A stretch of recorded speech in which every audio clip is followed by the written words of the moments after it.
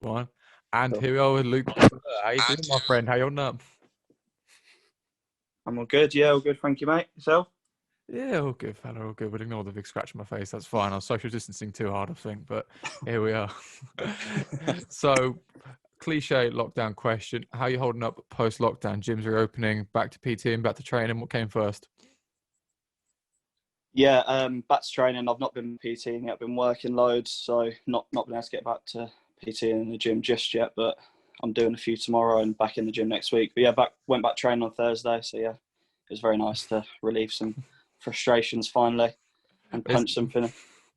This is kind of it as well. And an interesting thing, I had this conversation with Adam as well. When it comes to holding pads for beginners, obviously when you've had so many years of experience of holding it properly and hitting properly, what's your sort of area? I think, okay, yeah, it's fine. It's not right. Not Sanchai just yet, but like, yeah, it's just fitness. It's fine. Like, how are you holding pads for like your PT clients? Is it like, okay, it's fine. That's Yeah. close enough. What are you like with that kind of thing? You quite like clinical with like technique? You're like, yeah, it's pretty much. It depends on the client, really. It depends what they want. If they want to improve technique, then yeah, I'm quite critical. Not massively. I'm not like a horrible coach and like screaming and shouting, tell you that everything's wrong. But yeah, it just depends on what the client wants, really. So I meant more from like a sort of casual fitness person, because the people are like, yeah, it's just fitness, it's whatever. But just internally, like this is all just goes against everything I've done for the last X amount of years. This isn't like, I know it don't really bother me because I to be fair, a lot of my clients are they are quite good with the Thai, so I get to make it up with them. Like, I get to enjoy the really good pads with them lot. There we are. He's got all the answers ready for action. Love to see it. So, regards to the coaching side of thing, where did this come into? Is this something you wanted to do prior to the Thai, or was this, which came first of your like general journey? Was it the Thai first, or the actual PTing and the coaching? Yeah, well, it was Thai first. So my dad was my coach. I started at 4 years old. So I've done it for 22 years now, just about then, fighting and training. And then I started coaching. Yeah. I started teaching, like helping out with the kids' classes in my dad's gym when I was about 12, 13. And then it's just progressed on from there. Started helping teaching adults classes and then started to get my own clients and build up from there, really. So obviously with the sort of consistency, because the nature of Thai, again, it's hard fucking work. Like from a young age as well, like, eating your like, junk food and going playing with your mates versus, they say, ooh, in a gym, like, 1,000 times a night. It's exhausting. Like, how do you keep that level of consistency with it? Is it just something you've always sort of known? Is it something you've been personally motivated for? How do you keep consistent with that? A little bit of both, really. I was sort of forced into it, I guess you could say, by my family. But very thankful for them doing that, to be honest. We'll get the word. It's encouraged. Probably not the right word. Definitely forced, but I'm thankful for them now for putting me to the position I'm in now, and if they've helped me out loads of it. But just I've always loved training. Like, I've always loved being in the gym and helping train all the other fighters. But I just love being in the gym, just constantly training and improving, really. And my dad always pushed me really hard in the gym every single night. As soon as I finished school, I didn't go out with my mates. I didn't go down to the park getting pissed every weekend. I was always in the gym. That was my life. That's all I've ever done. Yeah, literally. That's all I've ever known. Just training. That's it. But that cheap Sarah in the park, have you even had your childhood? Are you okay? Do you want to have no, literally. No. I didn't go to no house parties, no nothing. Oh, mate. Just train, that's it. I just turn this record off, have a little cry for a minute. I think we'll be all right. But yeah, let's do it. But this is something so admirable, that level of consistency, because amongst peaks and troughs, the highs and lows, this sort of thing, the consistency from that sort of age to where you are now, the same level of enthusiasm, if not more, that's sort of so admirable. Now, regards of outside of the gym, what was that like? Are you always watching tape? Were you always, trying to like annoy your dad asking for more questions on it? It was a case of, okay, separation. What were you like with outside of the gym and the world of Thai in that sense? Because my dad owned the gym. As soon as we finished in the gym, it was home gym again. It was always constant. So most nights I'd spend when I was living at home with my old man. We'd be watching boxing, Thai boxing videos, K1 on the old Eurosport back in the day. Just all the time. So it was just constant gym, training. So yeah, that was it. Rinse and repeat. Now, regards of your style of coaching, do you try and do the same as what your dad sort of coach sort of thing? Okay, not if it's not broken, don't fix it. Have you got your own certain, I don't know, personal inputs, the way you'd like to do things differently? There's certain things you like to, from being coached to coaching, what certain things have you started doing differently as such, do you feel? Obviously big question, but again. I think I teach very differently to how I was taught by my parents. They have more of a K1 style, a lot of boxing combination throwing, whereas I'm a bit more.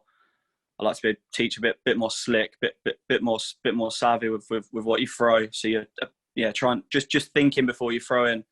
And I'm quite with other fighters and things like that, when I'm training or teaching the higher level guys, I'm quite critical on their technique. So blocking, scoring back, keeping your shape, everything like that, really. So in that sense, my dad's a bit more go, and I'm a bit more relaxed and laid back. In that's how I like to teach, anyways. This is always quite interesting. Again, keeping things very specific to the sport itself, not so much in just the technique in itself, but more the scoring systems, the way the rules work, way certain things more favorable.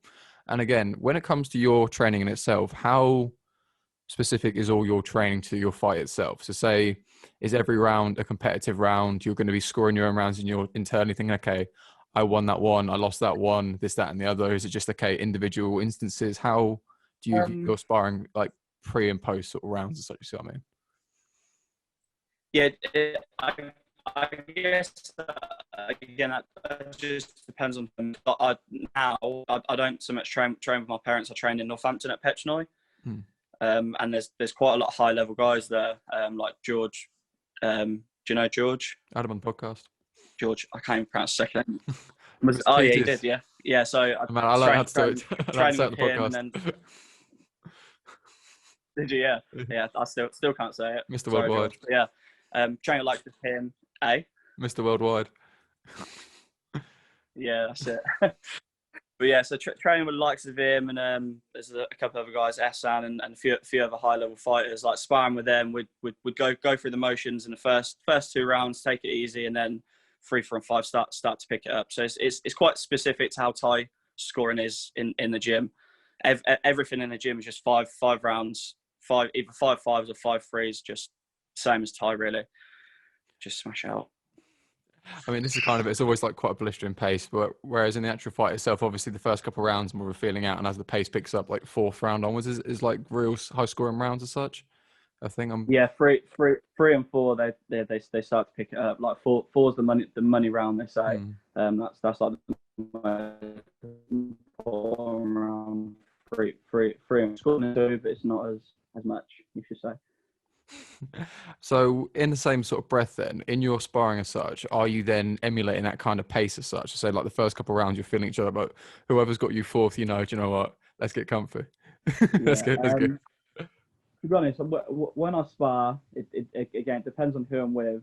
I quite like to push the pace. I'm quite I like to box a lot, so I like to press and box and clinch. So I like to just drain people and wear them down. So usually from the second round, I like to press quite a lot, and especially in training, especially on the pads as well. I just like to keep the pressure on, because emulates how I fight a little bit.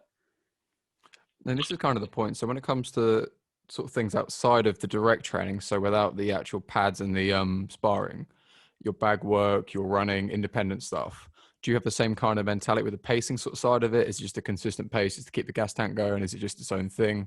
You see what I mean? That sort of, how specific is your fight training outside of even the sparring itself? Yeah, a lot of running, mainly. That's outside of training. That's probably the only thing I do, really. When I get back to training properly, and we're allowed to do Thai boxing again, and the shows are all back on, doing my strength conditioning with Adam, like yourself. He's got me in mental shape for some of my fights before. So yeah, definitely getting back to it with Adam. Yeah, and just running, really, and then obviously just going to classes. We only have sessions 3 times a week in Northampton, which is a bit shit. But the rest of it, I'll just try and fill up, going training with my dad's gym, or hitting the bag or whatever. I mean, this is always quite interesting when it comes to keeping things together as such with Thai, because again, with like other sort of sports, MMA, to an extent you can clinch up. With some elements you can rest, quote unquote, or at least take the gas off a little bit. You Yeah, haven't got yeah, the luxury of definitely. that in Untitled. It's not so much part of No, the things. no, So no, no, regards of definitely not. like your S&C side, obviously from your own experience and coaching from doing it for so long, what does your S&C look like in the sense of, is it more maintenance? Is it recovery? Is it alignment stuff? Is it just performance? What does your sort of outside accessory work look like to try and keep you in one piece as such? We don't really do a lot of weights and things like that in Thai. It's more high intensity sprints, just getting your gas tank going. Just because in Thai it's all bursts, quick short bursts. Yeah, so just a lot of sprints, a lot long intense rounds. Like Adam will do like 10-minute rounds where you're doing hill sprints, kicking the bag, squat jumps, running up and down the stairs, as you know yourself. Just horrible rounds. Just absolutely killing your gas tank. But then your recovery is just increasing, getting better and better each week.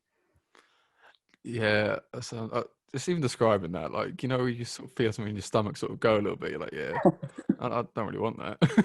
I've got session tomorrow morning. I'm like, I might be. I've got a crow. Adam, I'll see you later. Yeah, some a little tickle in your throat. Yeah. Oh, got to be safe. You know, got to look out for you and your family. It's Yeah. all right. But yeah, it's one of those ones. It's so it's more like longevity. So the way you're answering that, it's really interesting. Sort of the more specific, keep it so specific in the sort of burst and the pace you're going to set it. But what I was really asking was more from doing it for the length of time you've been doing it. Do you do any like prehab, rehab kind of stuff to make sure you stay in one piece? Because again, that kind of just constant stress, constant wear and tear. Do you do any stuff for such with that, or is it more once you already go and you hold up all right?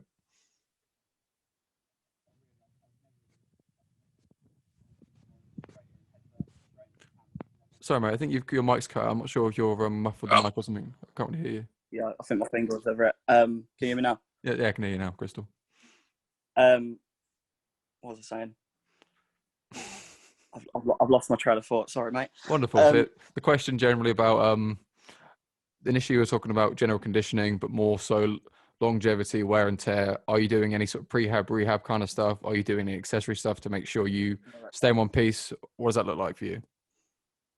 Yeah, not really, to be honest. I've never really looked after myself. I've never really took care of my body or done anything like rehab. Used to get massages quite regularly when I was working at my parents' gym, just because we had a masseuse on site. That was probably the most I actually took care of myself. But yeah, not really. I just sort of just go all in, just smash it, and then see how we get on. But usually I'm all right. I mean, this is, that's kind of like glutton for punishment. I mean, a lot of people will, I can't imagine a lot of people will, you know, oh yeah, I stretch every day. I do this, that, and the other. So, yeah, no. I don't think you do. Look about way too tired for that after training.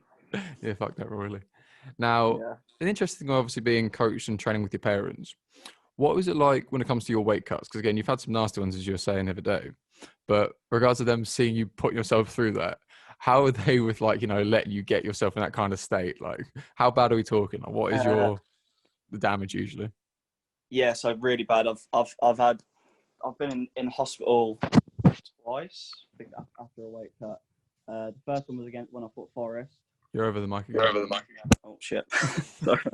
Sorry, mate. Yeah, I've had some terrible weight cuts. So I've had two when I've been in. Two of them I've ended up in hospital.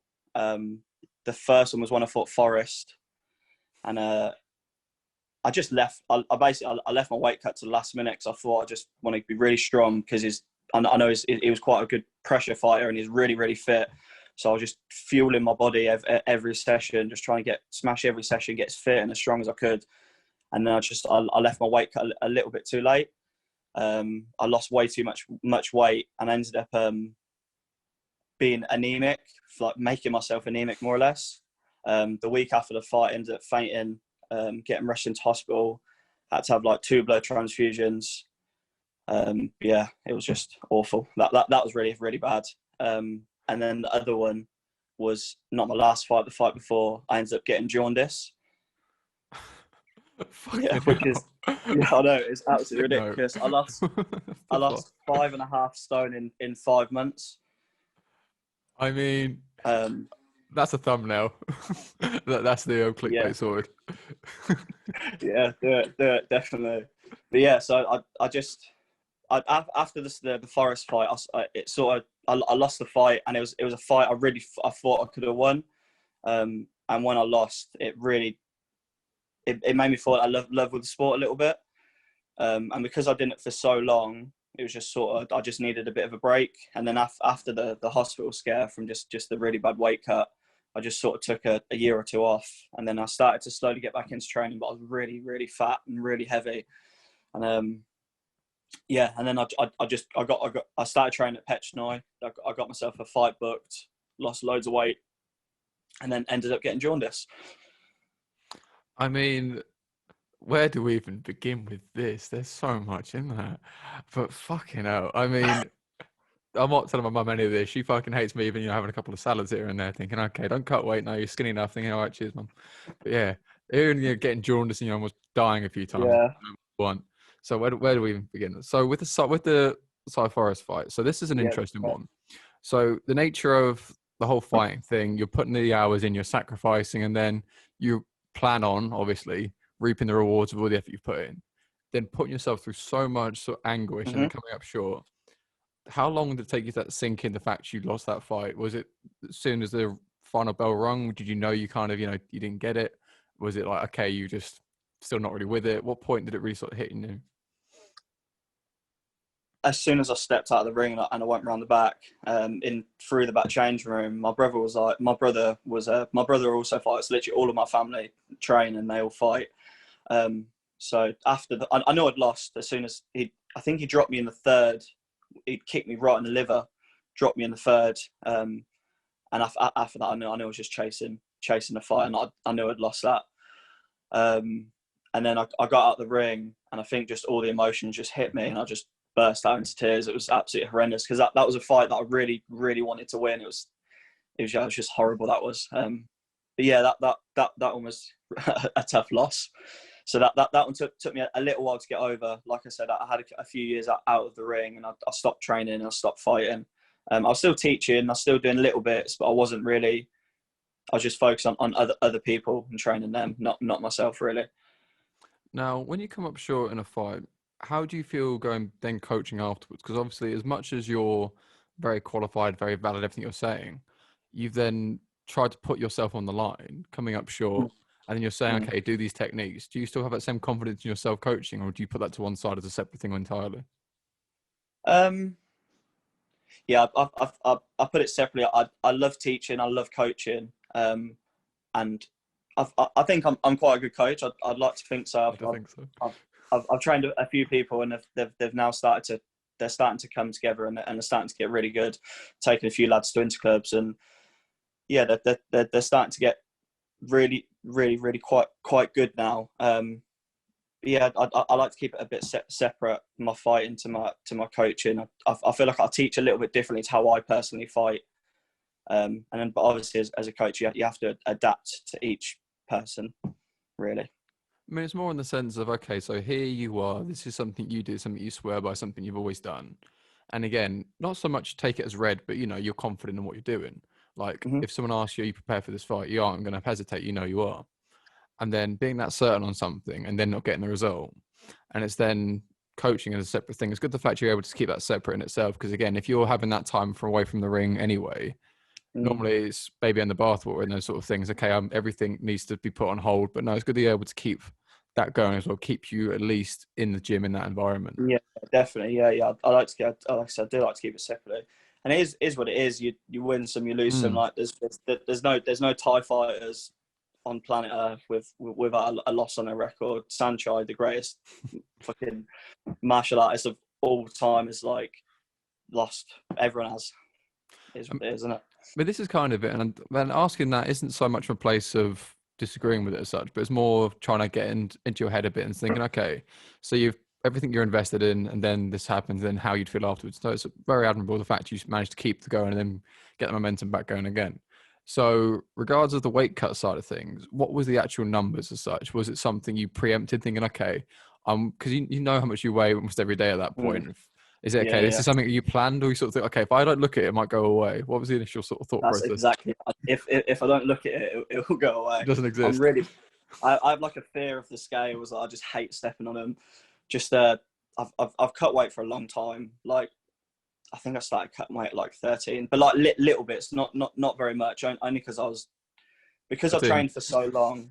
Because you're 13, probably not cutting too much weight, hopefully. Yeah, exactly. Yeah, but because I trained for so long, it was sort of like as soon as I finished fighting, I'd just go and eat as much shit as I could, like to physically, to the point I was sick, just because I'd always cut everything out. I'd be so strict on my diet, and then as soon as I'd way overindulge, and I'd just put on loads of weight and just have to lose weight every single time, which is What was your horrendous. relationship with food like growing up with that then? Because again, obviously you're always thinking about competitions. Were you able to eat like junk food, so to speak, and actually enjoy it, or did you always feel guilty? Now, when I was younger, I had no problem losing weight. It's only until I got about 13 until I started to pile on the pounds a little bit. But like when I was really young, I used to have to give away loads of weight just because there was no one to fight me because I was so light. There was literally like no one in any of the divisions. I mean, this is kind of the other side of it as well, that being, trying to put a size back on. And even then, like, it doesn't necessarily translate, because in your style, that is, you sort of put on size or take away size. The divisions are different. They're different for a reason. Again, the styles you adapt. Again, you aren't seeing like heavyweights, so I can dance around in this, that, and the other. No, exactly. So, regards of the process for you cutting weight as such, is it general calorie deficit? Do you have any preferences? Do you go keto for it? Do you water load a lot? What's the general rule of thumb for you when it comes to your weight cuts? Used to be just calorie deficit, but like extreme calorie deficit. We're talking like just under 1,000 calories a day. Like, and that's training twice a day as well. So really, really, really bad. Wondering why I'm always so tired and knackered at training. Like, yeah, just put two and two together. Yeah, it's just stupid. But my last fight, that was I cut weight a lot better for my most recent one. That was in March. That was again. I did calorie deficit for that, and I just gradually brought my weight down, and that was quite comfortable. But as soon as I get my next fight, I'm looking to get Dean Kirk on board. Dean Kirk, love him. I've heard proper good things about him. I've had a few chats with him, and he seems like a proper cool guy. So definitely want to get him on board. So non-sponsored point here, but anyway, I've used him for 3 of my weight cuts now, and spot on, absolutely spot on. Sound guy, manageable, really everything spot on. So shout out Dean Kirk for your nutrition needs, everyone. Not sponsored, just friend of the podcast. Anyway, look, plug that there. He's your boy. Plug it. And this is kind of it as well. So when it comes to obviously the other side of things, coaching people and then signing up for fights, is that, and then obviously further down the line for the higher sort of stages. What is the most you'd advise someone to cut weight? Or obviously rule of thumb as such, but what's the general? Because obviously you put yourself through it yourself, not asking people to do something you wouldn't do yourself, but asking people to cut weight, suggesting they should. Where do you sit on that as such? Because of personal experience, I don't think people should cut a lot. I think if you do it gradually over time, then yeah, you can cut a bit more, but not anywhere near how I used to do it. I'd say for a camp, 6 weeks, 7 kilos maybe, depends. Obviously, you do your water load at the end or whatever, however you cut your last couple of kilos. But yeah, I'd say around that sort of figure. But I've done like 12, 13 kilos in like just under 2 weeks, which is like, yeah. Sorry, 2 weeks. I thought it was 6 to 8 weeks. I thought, okay, that's it's a bit much, but you pick it up. 2 weeks. Yeah, stupid, mate, honestly. Fucking hell. Okay. So yeah, talk me through the fight after Simon then. So again, you've had your internal battle with that, getting back in, getting stuck in. How long from stepping back in the gym to then getting a fight booked? What was that sort of timeline like?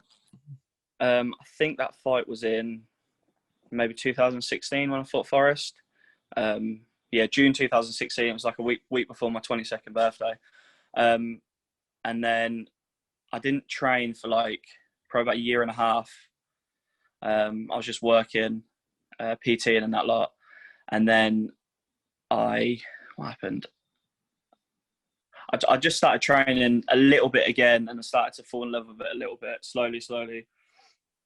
And then my friend just said, why don't you go over to Pechnoi? Because at my dad's gym at the time, there wasn't really anyone this is going to sound really big-headed, for me to improve with.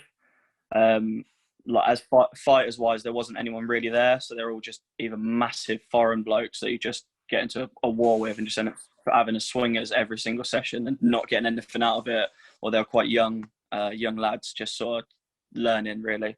So I felt like I wasn't improving.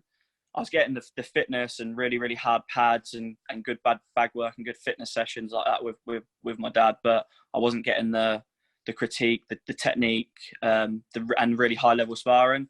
So I went over to Pechnoi, and like I said, sparring with George and Estan and some of the other fighters that are there, and Conor McCormack. It just brought my game on loads really quickly. And then I asked Scott, I think it was November of 2018, if to get me a fight in 2019, and then I fought in, I think it was March, can't remember the exact dates, but yeah, I fought in March. So I think it was nearly 3 years out of the ring. Put on 5.5 stone, was like 98 kilos. Didn't hang about. No, yeah, fucking hell, that was really bad. I lost, like I said, I lost 5.5 stone in 5 months.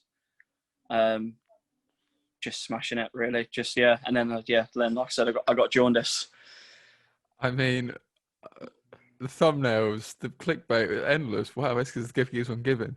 So, what to jaundice? Talk to me about how that affected you then. After that, how long did it take to sort of treat with that? Is it something you're still dealing with now? Is it something you're alright with? What's going on? Yeah. No, I don't know if this has caused it.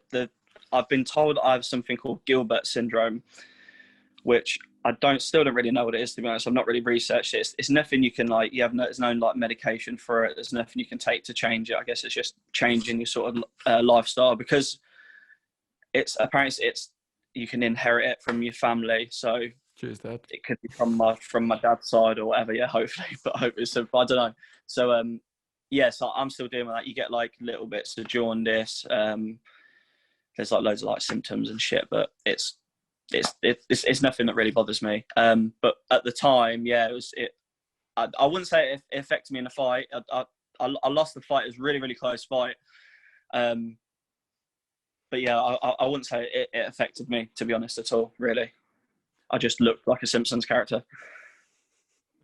We're not gonna play the game where we guess which one or we decide which one, but that's another segment. That's maybe for part 2. Who knows? Yeah. When it comes to your wins and losses, the performance in general, what's your after action report like? Do you think, okay, I did this right, this wrong, work on this? Is it general, watch the whole thing back 1,000 times and cry over it? Is it just, okay, it's been and done, crack on as normal? Is there what's your usual post-fight kind of, I don't know, plan as such? It depends on how, like with the Forest fight, I was really critical of myself. I watched it back 100 times and was like, I did this wrong. Some things I did really well, like the first round I started off really well, and the 5th round I finished really strong. But the rest of the fight was just absolutely crap. But yeah, that one I was really critical of myself, but not really so much. I just sort of work on a few bits, see little things that I can improve on, whether it's my reaction time, not scoring back quick enough, my clinch, getting dumped, whatever. And I just take little bits, but I'm not really too critical of myself. I just like I said, you win some, you lose some, you move on and you improve. Now, that kind of attitude is very ideal. So when you first started competing and first started having this, have you always had that kind of, it's all right, see how we get on, or has it been okay, overcritical, not caring enough? Where have you sort of sat on this? How have you developed that kind of attitude? I think I've always been like that because I'm just quite a chill person anyways, and quite laid back. I just sort of just see how the day goes and just get on with things.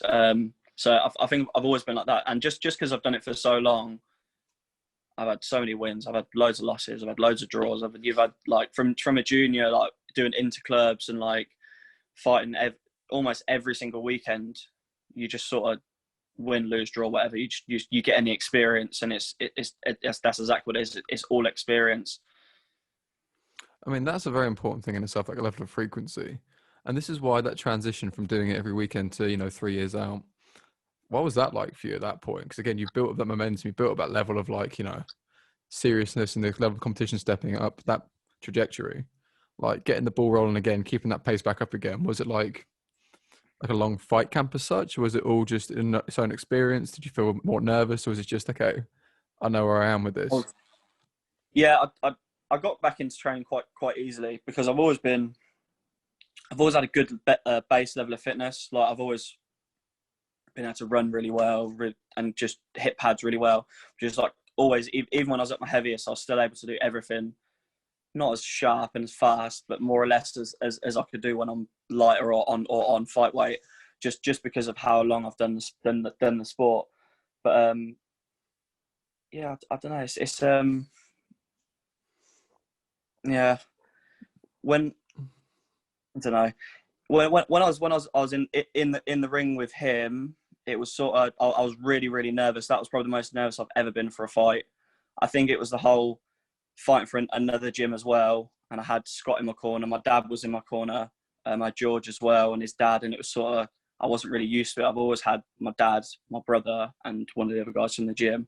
So it was very foreign to me having someone else telling me do this, do that, do that. And as well, I'd changed my style a lot. Whereas before, I used to just go forward, box, low kick, just have an all-out war, not really score, just try and boot their leg off and punch a hole in their head. But now for that fight, I was a lot more slick, a lot more smarter, and yeah, it was just I was really nervous for that fight. That was probably the most nervous I've ever been for a fight. Yeah, definitely. I love in the same breath, you're like, yeah, I'm a really chilled, laid back guy. Just punch a hole in his head and boot his leg off. But there we are. I mean, they're not, worlds apart, so to speak, but here we are. But that in itself, I sort of want to get to, again, changing gyms, changing styles, because again, you had to almost have that sort of, I think rebirth's a bit dramatic, but again, you're going from the environment you sort of grown up in, been around, to then a completely new environment. And again, because as much as it is hard training, it's hard training in an environment where you're comfortable with.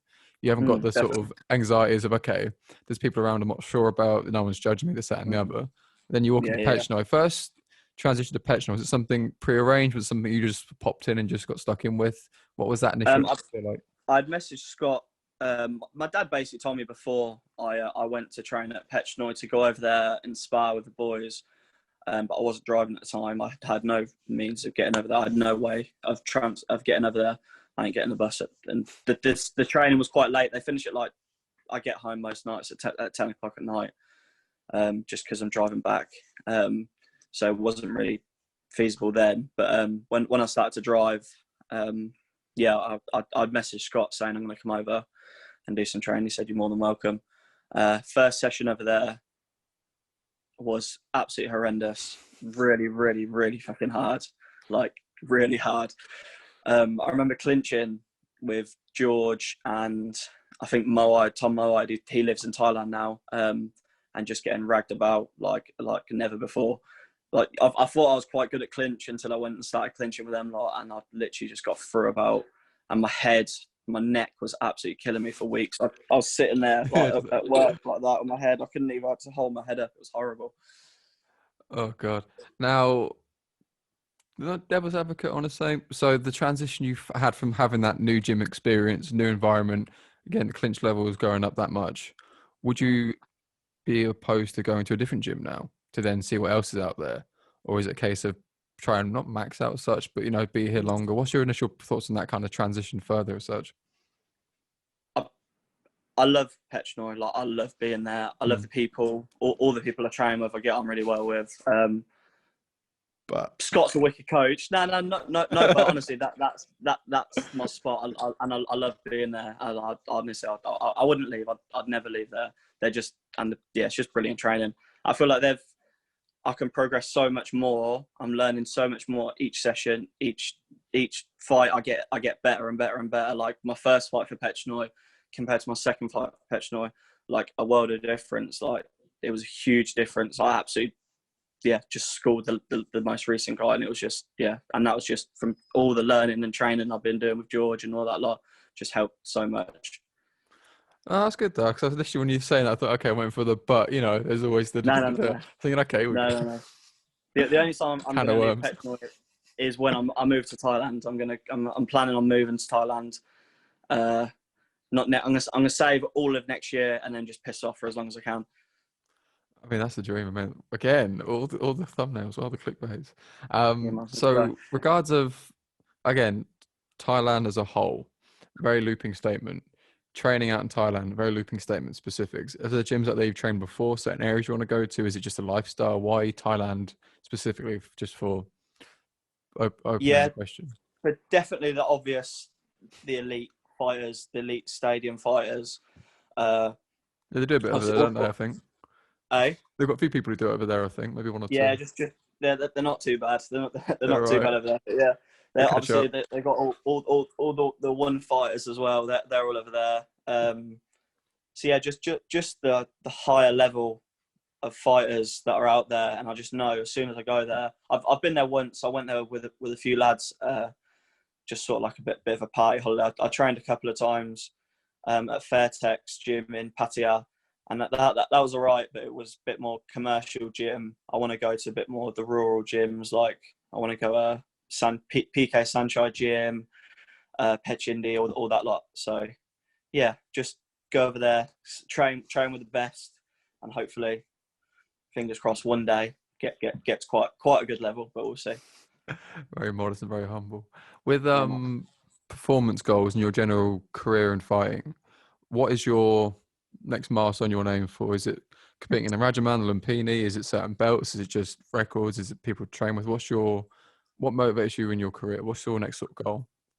My next goal now is just keep progressing, keep improving. I'd love next year to break into the rankings, into the top 10 in my weight division, but that's obviously that'll be down to COVID. See how we get on. But yeah, I just want to fight anyone and everyone. I literally don't care who it is. Just put someone in front of me and I'll fight. As I've always been, I don't care. I'll just fight anyone. I've always just been. My dad's always just tripped me in. He didn't just said you're tough. You can take the shots. If they hit you hard, you're sound. Because I've always sparred with all the massive Polish blokes. So I'll just get my head punched in, and yeah, as soon as someone's my weight division, it isn't as bad. So yeah, my dad always just tripped me in, just said, just get the experience, fight these people, it'll all pay off in the end. So yeah, just fight anyone and everyone, just get in there, just as much as I can. It's all well and good him saying that. So don't worry, it doesn't hurt. I'm thinking, oh yeah, does it not? I know, yeah. Well, to be fair, he used to fight, so he does know a little bit. But yeah, some of the fights I've had when I was younger, they've just been horrendous. Like really, really, really tough fights. Like getting absolutely booted around the ring.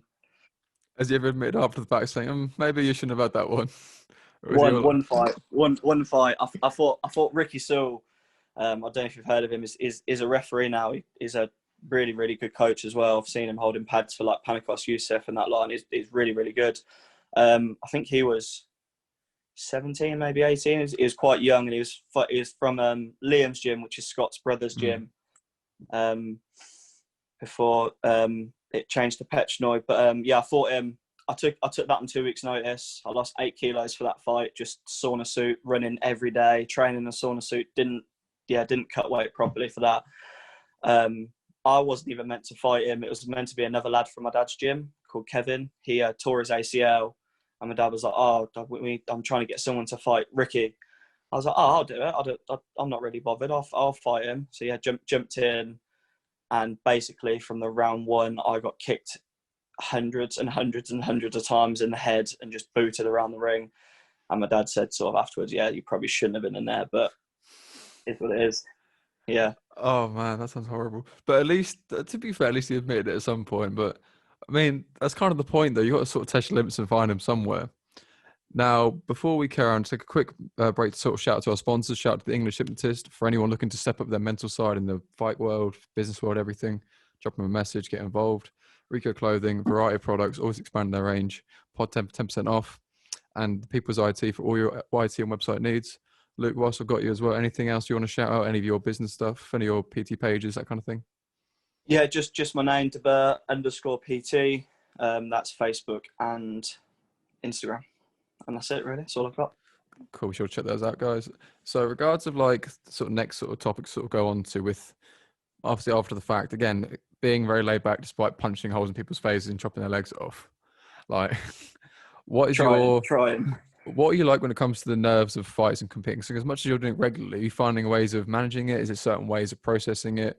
Is it a fight to you? Is it just a sport? What do you see in your to manage the competitive anxiety, I want to say? When I was younger, no nerves at all. Like as a kid, it was just fun and games, really. Like from such a young age. I think when I started fighting quite a good level when I was about 13, 14. My dad used to take me over to Holland. He used to train in Holland a lot. Some of the good Dutch gyms. I used to fight out there quite regularly as well. That's when it started to get a bit more, oh shit, this is a bit more serious when you start like doing headshots and things like that. Yeah, just dealing with nerves. I only get nervous just as I'm walking out to the ring. That's the only time I'm nervous. Before that, I'm sound. Down the weigh-in, I get nervous at the weigh-in. Second on the scale is horrible, but yeah. Apart from that, just the ring walk really is when I get nervous. But yeah, as soon as I throw the first punch or get hit, whatever, it just goes, and then it's all just the fun time then. It's a bit PTSD on the scales. And now when it comes to like obviously the opponents you're with and everything else, are you one for taking it not personally as such, but the sort of the mean mugging side of things, sort of staring them out, that kind of mental side of it, or do you just sort of, okay, whatever we're going to do doesn't matter? How do you manage that side of things? Yeah, I guess it depends on how they are with me. I've never really had anyone that like gets in your face or like tries to like start scrapping with you or whatever before the fight. Everyone's always in Tarbetson's, I think, is a very very respectful sport. You don't really get many arseholes really. So yeah, not really anything like that. I guess the odd stare out before just before the fight. To be fair, the last guy I thought he walked out before me, but has just sort of just given a little bit of a stare before the fight. But yeah, no, it's just I'm pretty laid back. So yeah, like I said, just chill, just always respect. Friends afterwards, have a drink. We're all good. This is what you want. Thank you so much for your time, my friend. Social media, as you're saying, just Debourgh PT on all platforms, yeah? Yeah, man. Awesome. Be sure to check them out, guys. And I'll see you when I see you next to Adams.